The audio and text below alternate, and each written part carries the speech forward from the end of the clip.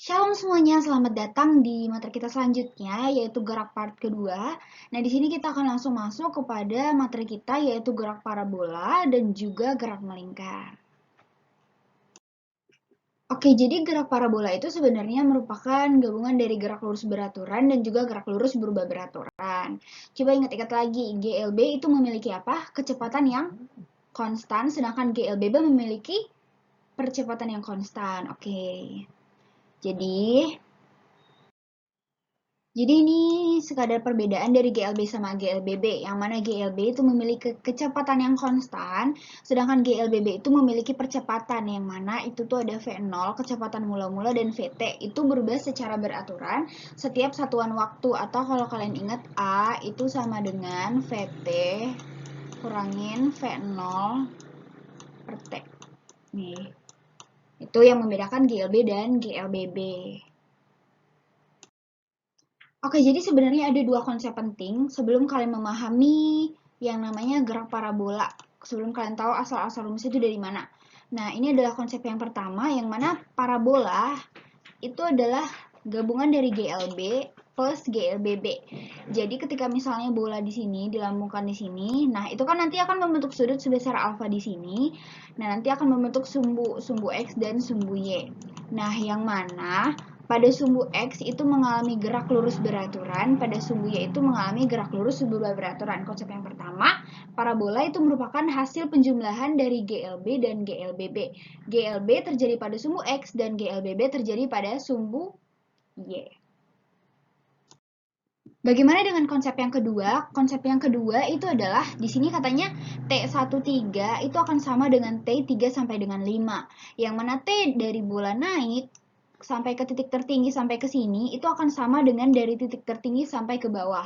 T naik itu akan sama dengan T turun. Semisal katanya bola melambung dari titik terbawah dari tanah sampai ke titik tertinggi sampai ke sini, itu misalnya katanya itu adalah 5 second. Terus ditanya berapa lama waktu bola berada di udara. Nah, itu tinggal dikaliin 2 aja. Itu jadi berarti 10 second. Karena waktu yang dari sini sampai ke sini itu akan sama dari sini sampai ke sini. Jadi otomatis waktu yang dari titik tertinggi sampai jatuh lagi kembali ke tanah hasilnya juga akan sama, yaitu 5 second gitu. Nah, ini adalah rangkuman dari konsep yang kakak jelasin tadi, tapi ini lebih ke konsep yang pertama. Nah, ini kakak juga udah buat keterangannya di sini. Nah, yang mana V yang di sini, nih di semua ini, itu tuh yang GLB tadi. Kan sumbu X itu mengalami yang namanya GLB. Sedangkan yang panah ke atas, ini tuh GLBB. Kalian bisa lihat dari panjang panahnya. Nah, di sini tuh kenapa panahnya nggak ada, Kak? Nah, karena VY pada titik tertinggi itu bernilai apa? Bernilai 0. Nah, dari sini juga tuh mengikuti arah gravitasi yaitu ke bawah. Seperti itu. Secara beraturan kan, gerak lurus beraturan. Nah, sedangkan yang warna biru ini, yang kalian lihat warna biru di sini, itu tuh adalah nilai percepatan gravitasi. Kenapa dia konstan arah mengarah ke bawah? Ya kayak yang kalian tahu bahwa gravitasi itu mengarah ke bawah menuju ke pusat bumi kan. Dan nilainya juga punya ketetapan yaitu 9,8 meter per sekon kuadrat atau bisa disebut dengan 10 meter per sekon kuadrat.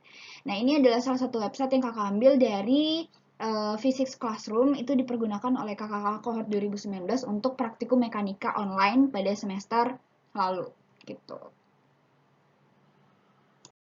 Ya, jadi kita akan tinjau dari posisinya satu persatu. Posisi pertama itu posisi awal, yang mana ketika benda tepat akan bergerak, jadi kayak bola atau benda lah, sesuatu pun itu, kan dia di awal di tanah nih. Nah, itu akan memiliki namanya kecepatan awal atau V0. Nah, pada sumbu X juga ada pada sumbu Y. Kenapa ada sumbu X, sumbu Y-nya? Nah, kan nanti dia akan dilambungkan dan membentuk sudut. Jadi, pada sumbu X kita bisa sebut dengan V0X itu kecepatan mula-mula pada sumbu X, dan V0Y itu adalah kecepatan mula-mula pada sumbu Y. Sehingga V0X kita akan dapatkan V0 cos alpha, dan V0Y itu akan kita dapatkan V0 sin alpha. Kenapa pakai cos? Kenapa pakai sin? Nah, ini kan segitiga. Nah, coba ingat-ingat lagi tentang identitas-identitas Trigona. Kalau di samping dia pakai apa, kalau dia di depan sudut dia pakai apa, gitu. Nah, bagaimana dengan posisi kedua? Posisi kedua yang ini, Yang mana ini fenol tetap di sini ya, yang ini di tengah-tengah. Nah, kemudian ini tuh kita bukan sebut lagi fenol X, karena kan mula-mulanya udah kita sebut ini sebagai Vx atau kecepatan pada sumbu X, dan ini adalah Vy atau kecepatan pada sumbu Y. Nah, yang mana Vx itu akan bernilai sama dengan fenol X. Kenapa? Karena kan dia GLB, kecepatannya konstan, jadi mau di posisi manapun dia akan tetap sama. Sehingga ini Vx itu sama dengan fenol X, kita akan dapatkan V0 cos alpha. Sedangkan Vy itu kita pakai yang GLBB diperlambat, karena dia ke atas kan, diperlambat. Nah, rumus GLBB diperlambat yang ini, Vt itu sama dengan V0 kurangin Gt. Nah, kita tinggal ganti aja Vt itu jadi Vy, V0-nya kita ganti jadi V0y minus Gt. Jadi nanti rumus kedua kita dapatkan ini adalah Vy itu sama dengan V0 sin alpha minus G dikaliin T. Udah dapat 4 rumus. Kemudian bagaimana untuk mencari ketinggian? Misalnya ini ketinggian itu yang dari sini nih, H. Nah, rumus ketinggian itu adalah V0y dikaliin T minus setengah GT kuadrat. Nah, kita tinggal ganti aja V0y-nya itu berarti jadi V0 sin alpha dikaliin T minus setengah GT kuadrat. Udah gitu aja. Itu didapatkan dari posisi kedua ini gitu, karena dia pakai GLBB diperlambat naik ke atas. Selanjutnya itu pada posisi ketiga, ya ini yang kakak bilang tadi yang di gambar physics classroom itu, bahwa Vy pada titik tertinggi itu akan bernilai sama dengan 0. Nah, karena V-nya bernilai sama dengan 0, nah kita bisa masukin ke persamaan ini. Jadi 0 sama dengan V0 sin alpha minus G dikaliin T. Ini rumus apa? Coba diingat-ingat dulu, yang udah kalian pelajari nih. Ini berkaitan masih kok. Jadi dari sini kita bisa dapetin Tmax itu sama dengan V0 sin alpha per G. Nah, dapat nih rumus yang baru dari gerak parabola. Ini rumus selanjutnya. Terus, nah kita dari sini, dari posisi ini, kan ini ketinggian maksimum nih. Ini kan arah gaya gravitasinya ke bawah gini.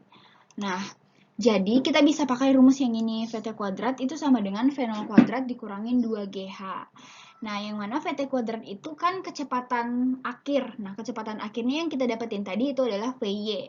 Nah, V0 itu adalah kecepatan awal. Yang awal pertama kali tadi itu di posisi berapa? Posisi 1, yaitu V0y. Yang mana V0y kita bisa ganti dengan V0 sin alpha. Nah, ini tinggal disubstitusiin aja, dimasuk-masukin angkanya, dapat deh. Rumus gerak parabola yang ke berapa nih? Udah yang ke berapa nih? Hmax sama dengan V0 kuadrat sin kuadrat alpha per 2G. Jadi rumusnya ini didapatkan dari konsep dari gerak lurus berubah beraturan diperlambat. Dan gabungan dari rumus-rumus yang lain di posisi ketiga ini gitu. Bagaimana dengan posisi yang keempat? Ya, posisi keempat itu V0-nya tuh di sini, sama kayak yang tadi juga. Nah, ini adalah Vx, tapi sama juga dengan V0x. Nah, ini tuh adalah Vy-nya. Nah, apa yang membedakan posisi 2 dan posisi 4? Posisi 2 itu GLBB diperlambat, karena dia mengarah ke atas. Sedangkan yang posisi keempat ini mengalami namanya GLBB dipercepat atau gerak vertikal ke bawah. Jadi, rumusnya itu sama, hanya pembedaannya itu dari segi tanda. Dia itu positif kalau di sini nih. Dalam hanya itu juga positif V0 y dikaliin T plus setengah GT kuadrat. Jadi hanya itu V0 y dikaliin T, V0 dikaliin sin alpha dikaliin T plus setengah GT kuadrat gitu. Karena posisi 2 itu GLBB diperlambat, posisi keempat ini GLBB dipercepat karena dia makin cepat turun ke bawah. Gitu. Jadi perbedaannya cuma di situ aja, di posisi keempat gitu. Kita tinjau posisi terakhir, yaitu posisi 5. Nah, yang mana posisi 5 itu sama dengan posisi 1, sehingga kita bisa simpulkan V0x itu sama dengan V0 cos alpha, dan V0y itu juga adalah V0 sin alpha. Sekarang kita mau review posisi-posisi yang sudah kita tinjau satu persatu. Posisi pertama, tadi kita mendapatkan apa? Kita mendapatkan bahwa V0 itu akan menghasilkan sudut pada sumbu X yaitu V0X yaitu V0 cos alpha, sedangkan pada sumbu Y itu V0Y yaitu V0 sin alpha. Oke, posisi kedua kita bisa tinjau bahwa V0X itu akan sama dengan Vx, sedangkan V0Y tidak sama dengan Vy, yang mana Vy itu mengalami namanya gerak lurus berubah beraturan, dan pada posisi kedua, bola atau benda itu melambung dengan GLBB lambat, sehingga dia melawan arah gravitasi, mengarah ke atas sehingga nilainya minus G dikaliin T dan minus setengah GT kuadrat. Nah, bagaimana dengan posisi 3? Kalau posisi 3, V-nya itu bernilai 0, dia berhenti kan di posisi titik tertinggi. Nah, kemudian dari posisi ini pula kita bisa mendapatkan waktu maksimum yang mana Tmax sama dengan V0 sin alfa per G dan juga Hmax yaitu V0 kuadrat sin kuadrat alfa per 2G. Dan pada posisi keempat itu sama juga dengan posisi kedua, hanya tandanya itu berubah menjadi positif karena dia mengarah ke bawah searah dengan arah gravitasi, kemudian dia mengalami GLBB dipercepat sehingga nilai H-nya itu nanti akan belakangnya itu plus setengah GT kuadrat dan plus G dikaliin T. Posisi terakhir, posisi kelima itu akan sama dengan posisi pertama yang mana V0X itu akan mendapatkan V0 cos alpha, sedangkan V0Y itu adalah V0 sin alpha. Jadi itu adalah rangkuman dari rumus-rumus yang telah kita cari dari masing-masing posisi ini gitu. Ini adalah rumus-rumus yang udah kita cari tadi di masing-masing posisi, jadi ini sekadar bantuan untuk kalian memahami rumus-rumusnya. Yang penting kalian udah tahu ini asal rumusnya dari mana, jadi tidak sekadar hafal aja gitu. Nah, kita masuk ke contoh soal yang pertama. Ini adalah soal pretest kalian, mungkin udah nggak asing lagi. Oke, kita langsung tinjau aja. Ari merupakan seorang pemain basket dengan tinggi 170 cm. Berarti ini adalah Y. Kemudian melempar bola basket dengan sudut 60 derajat. Berarti 60 derajat itu adalah alfa atau theta atau beta juga nggak apa-apa. Terus Ari berdiri 9 meter dari posisi jaring. Berarti ini adalah X atau kita bisa sebut juga dengan delta X. Kemudian tentukan kecepatan bola basket tersebut pada jaring setinggi 3 meter. Berarti ini juga Y. Yang ini kita bisa anggap sebagai Y0 atau Y mula-mula dari posisi 1 kan. Terus menuju ke jaring YT, ketinggian akhir. Tentukan kecepatan bola Ari agar bola tepat masuk ke lubang jaring. Berarti kita akan mencari V0, itu kecepatan mula-mula, biar dia bakalan masuk ke jaring. Gimana cara mencarinya? Nih, coba kita lihat ini. Ini kan tadi kita udah tentuin kan yang kakak sebutin satu persatu tadi, yang mana aja, yang udah diketahui, yang mana aja ditanya. Terus langkah kedua yang kalian lakukan itu adalah meninjau sumbu X maupun sumbu Y. Yang mana sumbu X itu kan GLB, GLBB ini kalau bingung delta X sama dengan Vx kali T itu maksudnya S sama dengan V dikali T itu sama aja. Cuman ini kan pada sumbu X sama sumbu Y, jadi V-nya itu diganti jadi Vx gitu. Makanya kita ubah T itu sama dengan delta X per Vx. Nah, kemudian kan kalau rumus GLB itu ada loh cukup banyak gitu. Ada 3 nih bahkan, atau lebih sih sebenarnya. Nah, jadi kalian sesuaikan sama pernyataan yang udah dikasih tahu, diketahui mana yang sesuai, yang mana yang kurang sesuai. Kalau yang pertama itu kan V-nya sama dengan V0-nya minus GT. Oke, V0-nya ditanya ya nggak apa-apa lah. Tapi V-nya ada atau nggak? Nggak ada juga kan? Nah, itu kita nggak bisa pakai yang ini. Terus kalau yang kedua itu delta Y. Delta Y bisa kita cari nggak? Bisa dari Y0 sama YT. Jadi delta Y nanti YT dikurangin Y0. Berarti bisa nih kita keep dulu. V0 yang nanti ditanya. Oke, bisa. Terus kalau yang ketiga VT kuadrat. VT kuadrat kira-kira kita bisa cari nggak tuh VT kuadrat? Kurang sesuai gitu. Ya, jadi kita pakai yang persamaan kedua karena yang VT kuadrat itu kan kecepatan akhir, sedangkan di sini kita belum nemu kecepatan awalnya, jadi agak bakalan sulit untuk mencari kecepatan akhirnya. Kita pakai yang persamaan kedua, terus diapain?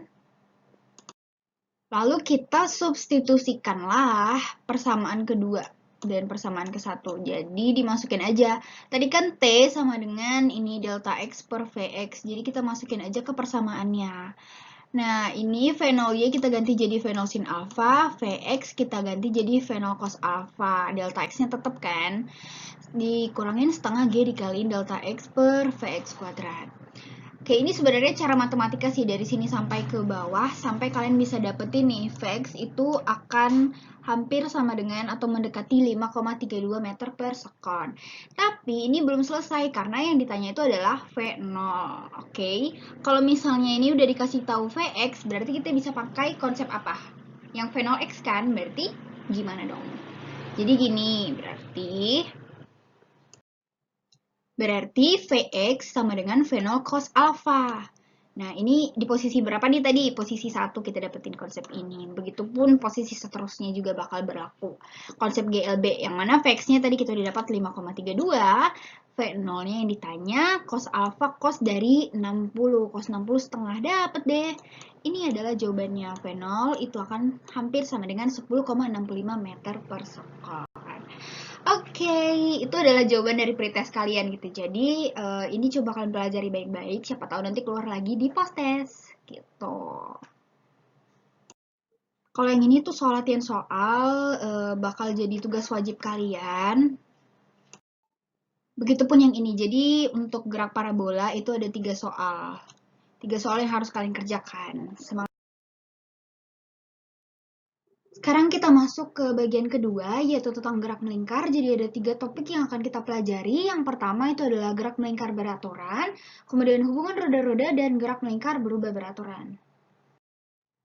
Jadi sebelum masuk ke rumus-rumusnya, kalian harus tahu istilah-istilah ini. Yang pertama, 1 radian itu adalah 180 per V. Sehingga misalnya konversi dari contohnya nih, V per 3 radian diubah ke derajat, jadi V per 3 dikali 180 per V.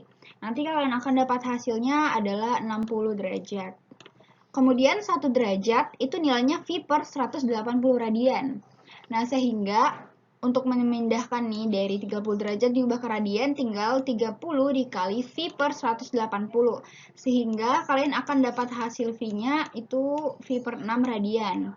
Kemudian 1 putaran itu 360 derajat sama dengan 2 V radian. Nah, untuk mengubah 60 derajat ini ke radian, ubah dulu ke putaran. Caranya 60 dibagi 360.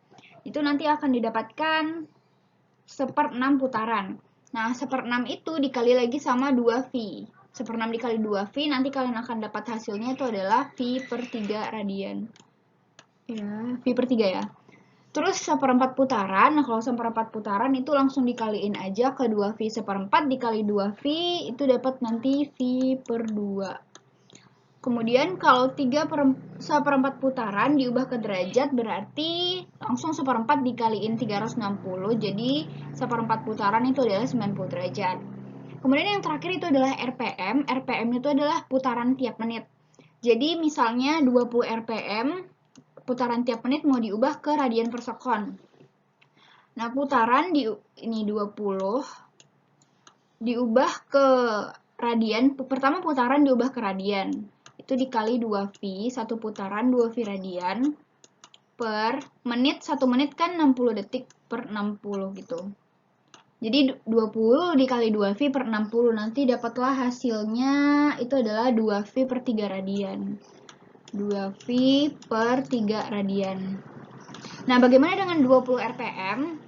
Diubah ke putaran per sekon. Jadi putarannya tetap, menitnya diubah ke sekon. Jadi 20 langsung dibagi sama 60, nanti dapatnya itu adalah 1/3 putaran per sekon. Gitu.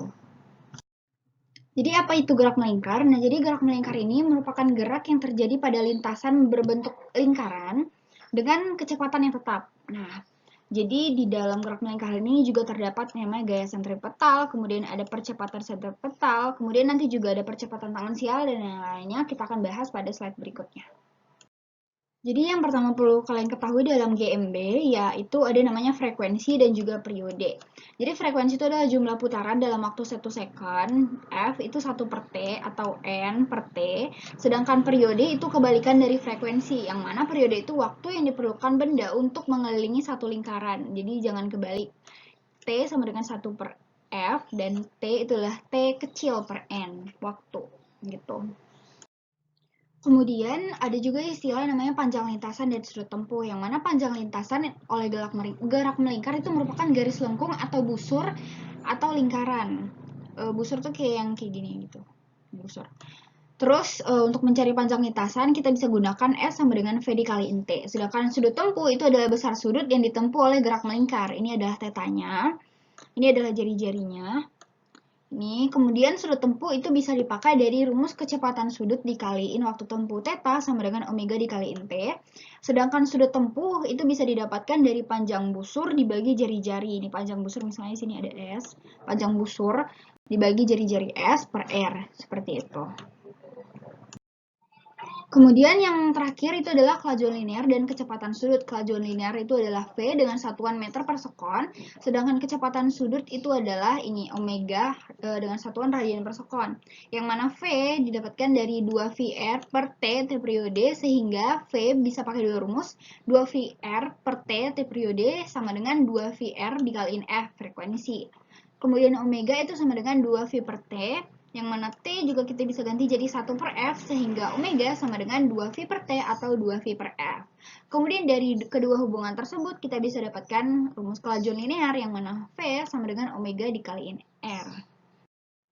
Contoh soal yang pertama, pada gerak melingkar itu ada jari-jari lintasan R 50 cm, kita ubah jadi 0,5 meter, kemudian 6 putaran selama 3 menit, berarti ini adalah N 6 putaran, dan 3 menit T itu 3 menit 180 sekon dikaliin 60. Tentukan periode, frekuensi putaran, kecepatan sudut, dan juga kecepatan linear. Nah, kalau yang ini tinggal masukin rumus aja. Cari periode berarti bisa pakai T per N, atau bisa dimasukin langsung angkanya ini kan, 180 dibagi 6 dapat 30 second. Kemudian F itu bisa pakai N per T, atau bisa juga 1 per T, yaitu dapat 1 per 30, kemudian omega tadi rumusnya dapat 2 VF. Ini tinggal masukin angkanya aja, yang penting kalian tahu rumusnya itu apa, seperti itu kalau GMB. Untuk contoh soal kedua juga sama, pertama cari dulu yang diketahui, ini katanya kecepatan sudutnya 75 radian per sekon, kecepatan sudut itu adalah omega, jadi harus tahu yang mana omega, yang mana alfa. Alfa itu percepatan sudut, itu di GMBB. Kemudian garis tengah itu adalah diameter. Kemudian hitung jarak yang ditempuh, jarak itu adalah S nih, S dalam 1 jam. T-nya 1 jam 3600 sekon. Ini kita udah tentuin yang diketahui, baru kita bisa pakai dari rumus-rumus yang udah kita temuin tadi.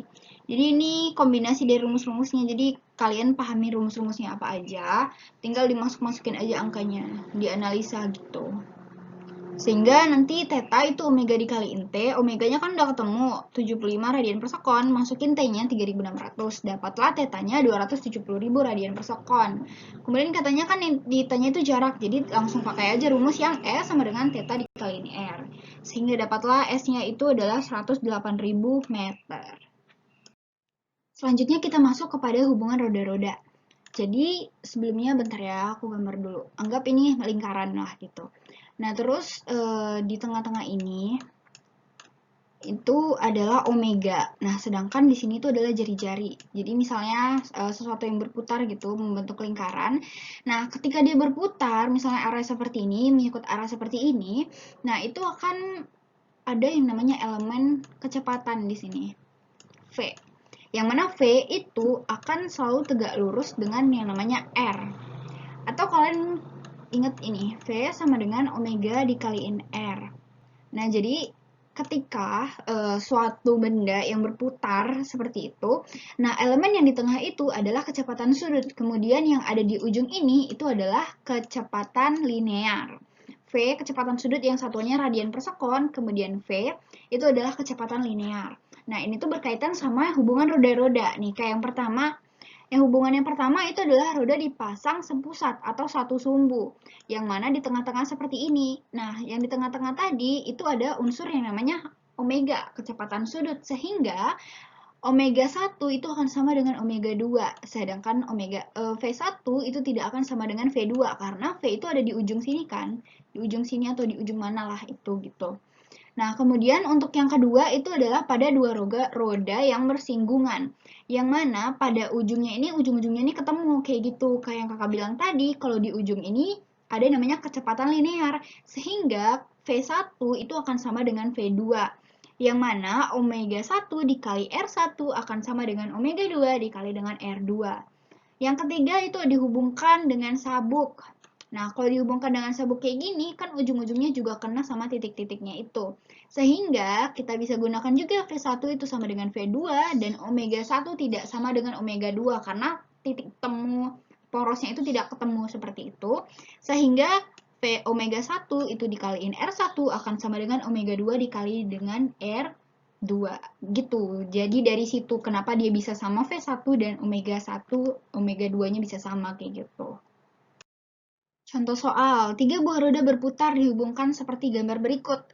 Jadi R1 itu 20, R2 itu 10, R3 5 cm. Kecepatan sudut roda pertama itu adalah 100 radian per sekon.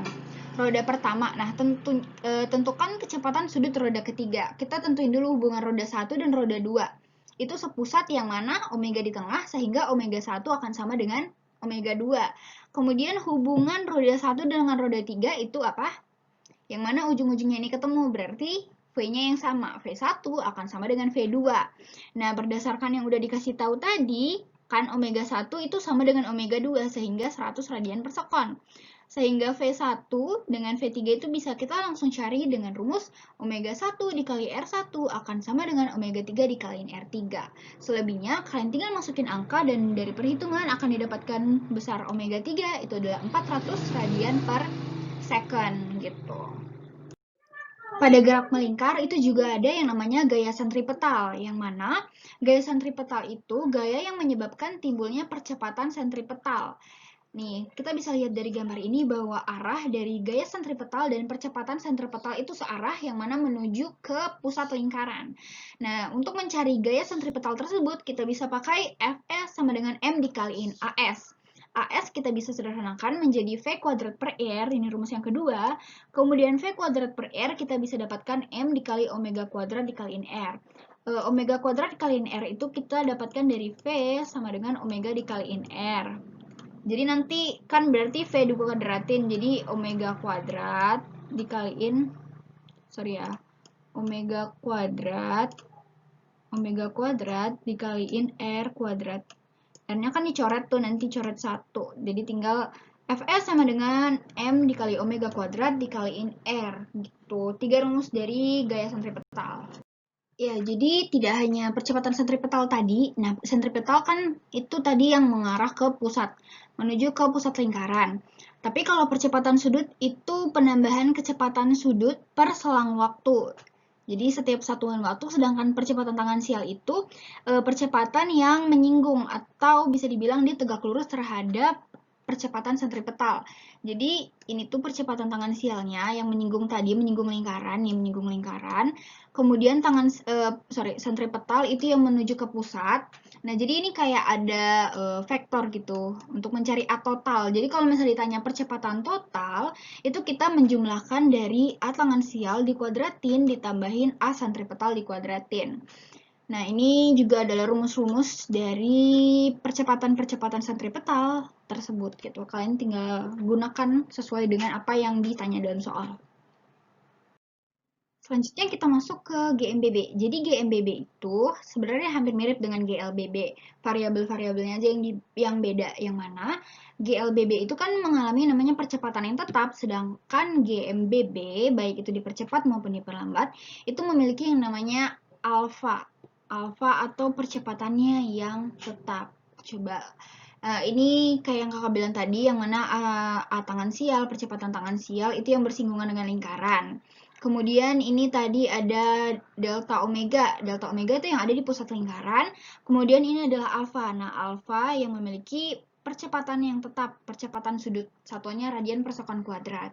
Nah, kalau yang ini dia itu searah gitu. Sehingga GMBB dipercepat. Kalau yang ini dia berlawanan arah, jadi dia diperlambat. GMBB diperlambat. Coba kita lihat dari sini. Pada GMBB ini alfa dan ini alfa itu ganti dari A. A itu adalah percepatan yang pada GLBB, sedangkan pada GMBB itu penggantinya itu adalah alfa. Alfa itu adalah percepatan sudut yang satuannya radian per sekon kuadrat. Kemudian omega T, kemudian omega 0 itu merupakan kecepatan sudut akhir dan kecepatan sudut awal. Kemudian di sini juga itu ada theta. Theta itu adalah perpindahan sudut yang satuannya radian, itu pengganti dari S. Kemudian jadi kita bisa simpulkan bahwa A itu yang di GLBB merupakan alfa pada GMBB, kemudian V pada GLBB itu merupakan omega kecepatan sudut pada GMBB, kemudian S yang tadinya itu adalah jarak merupakan theta, itu adalah perpindahan sudut dengan satuan radian pada GMBB. Jadi kalau lupa rumus GMBB, ingat aja rumus GLBB, tinggal mengganti variabel-variabelnya ini, seperti itu. Nah, ini juga ada hubungan dari ketiga-tiganya itu, gitu. Oke, kita coba satu contoh soal kecepatan sudut mula-mula suatu benda yang melakukan GMBB. Kecepatan sudut itu apa? Omega 0. Omega 0-nya itu adalah 2 radian per second. Jika pada saat T sama dengan 4 second, T-nya itu adalah 4 second, kemudian kecepatan sudutnya berubah menjadi 8 radian per sekon. Kecepatan sudut berubah, berarti omega T yang terakhir. Itu adalah 8 radian. Sorry ya, berantakan. Susah soalnya. Besar perpindahan sudutnya itu adalah, perpindahan sudut itu adalah theta. Yang kita tadi, yang barusan kita bilang, theta itu yang pengganti dari S itu loh. S pada GLBB.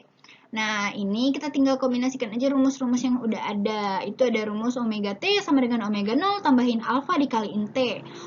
Omega T-nya udah ada, 8 radian per sekon. Omega 0 juga udah ada, 2 radian per sekon. Kita dapatlah alfanya itu 3 per 2 radian per sekon kuadrat. Terus katanya kan theta. Nah, karena udah ada semuanya, kita masukin langsung ke rumus theta sama dengan omega 0 dikaliin T, tambah setengah dikaliin alfa, T kuadrat. Masukin angka-angkanya, dapat deh theta sama dengan 20 radian. Itu masih ada satu contoh soal lagi, kalian coba pahami sendiri. Kalau kesulitan silahkan tanyakan kepada kakak tutor. Ya, jadi di gerak melingkar kalian akan punya 2 tugas. Ini soal yang pertama tentang hubungan roda-roda.